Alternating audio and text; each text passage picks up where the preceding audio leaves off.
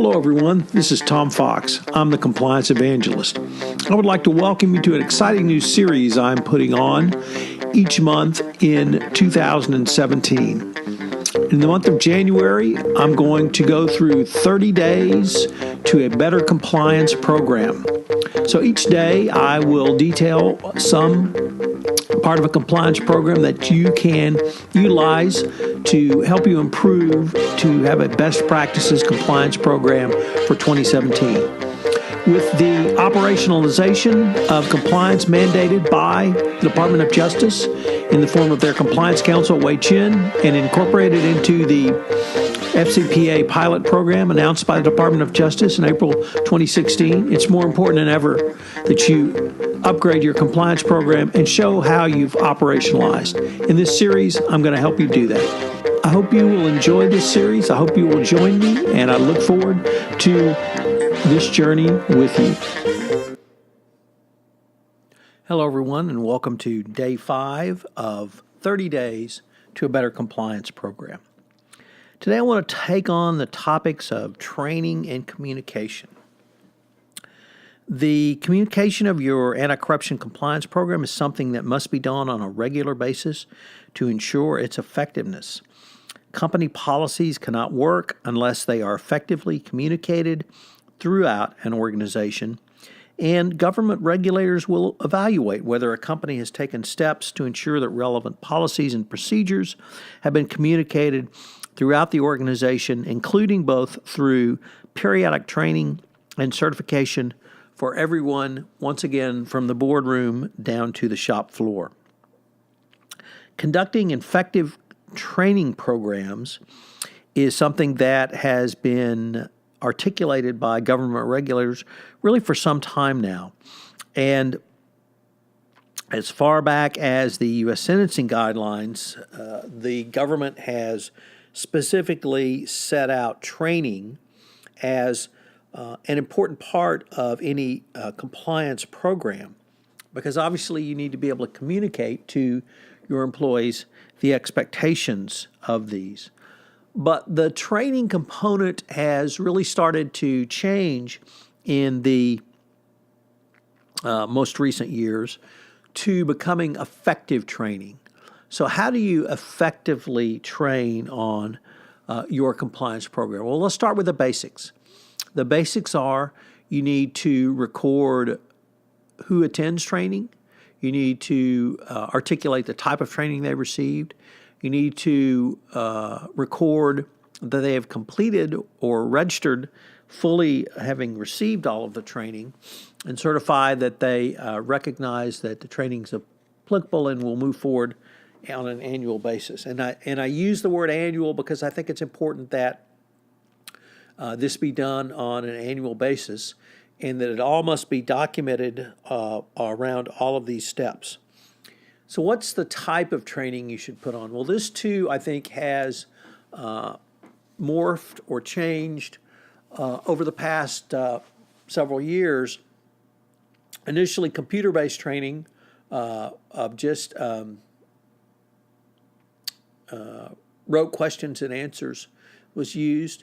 When you have high-risk employees or high-risk countries, or you're trying to communicate specific information, in-person training was often seen as a more appropriate or rather more effective type of training. You can utilize video training, Skype or other mechanisms to put on live videos, and you can even do a combination of both, where you have a live trainer and you video link in a subject matter expert or perhaps the CEO or other senior executive to emphasize the importance of training. But whatever mechanism you use, you've got to record all of those who were in attendance, and that needs to be maintained. What about some of the newer types of training which use virtual reality? This is really cutting edge in the training market for compliance.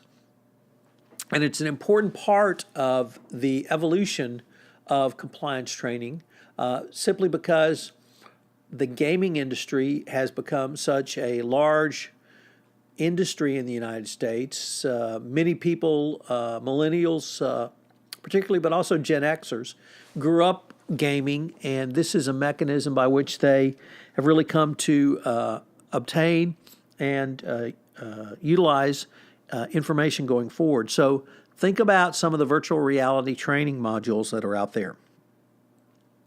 But whatever you use, you've got to demonstrate effectiveness. So how can you demonstrate effectiveness? And that really is kind of the catchstone that many organizations are struggling with. And however you decide to move this or obtain this effectiveness, whether it's a written examination, whether it's the results of your compliance program or some other means, you need to have documented that going forward. Now let me turn to ongoing communications, because in many ways this is, I think, one of the most underlooked mechanisms to help operationalize your compliance program. And that's a word that we started hearing from the Department of Justice, from their compliance counsel, Wei Chin, that they want compliance operationalized within an organization. Another way to think of it is burning compliance into the very fabric and DNA of your company. But with ongoing communications, you really help not only set a tone and expectation, but you can communicate, I think, really valuable and important information to your employee base and protect the company as well. And clearly the gold standard of this is the Morgan Stanley declination from 2012.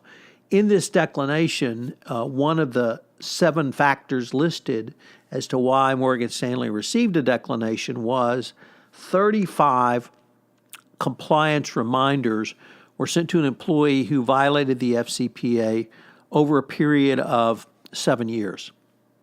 So that's 5 a year. And the reminders were simply emails. But this was accepted evidence by the Department of Justice of the effectiveness of the company's compliance program. And I can't really emphasize this enough. If you have something that is so straightforward, even mundane as an email from your compliance department, that can have such a high impact on the regulator's view of whether or not your company had an effective compliance program at the time of the incident. So ongoing communications is I think, an overlooked component of a best practices compliance program, but it's also now a component where you can utilize a lot of new and innovative techniques. The best example I can point you to is the company Dun & Bradstreet, D&B, where they have a very active social media program around their compliance function. They have a in-house Twitter account, which they utilize both for inbound and outbound communications, meaning they use this social media tool for communicating to the employees, but also having the employees communicate back with them. It's described as the virtual water cooler. And when employees get together to chat now, it may be through a chat mechanism, such as Twitter or your in-house chat mechanism. But here you're only limited by your imagination. If there are other tools that you have or you utilize to communicate through compliance, through your organization, compliance can certainly avail itself of that. But now take it a step further, perhaps, and think about how you would use those communications in a more pointed manner. So if you have an employee who is going overseas, they receive a 3-minute virtual reality compliance reminder about your company's policies on facilitation payments. There's many ways you can use this, and so